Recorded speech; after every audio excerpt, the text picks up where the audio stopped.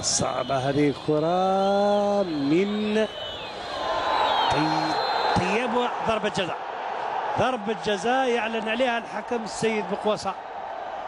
ضربة الجزاء يعلن عليها الحكم السيد بقواصة لطفي. ضربة الجزاء واضحة، نظن حتى نشوف فقط كيف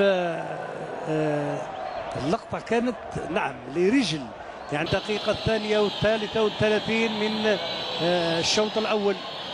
زرارة وغول نجيب، يضيع زرارة، يضيع زرارة، يضيع أمام غول نجيب الذي نقدر نقول أنه في يومه، لأنه اصطدم أو تصدى لكرات عديدة خلال الشوط الأول. هذا غول نجيب مشى مع الكرة، يعني بصراحة مشى في اتجاه الكرة وضيع فرصة التهديف على شباب قسنطينة وأبناء المدرع في دفع من الخلف. شوف الإعادة، شكرا للزملاء. ونجيب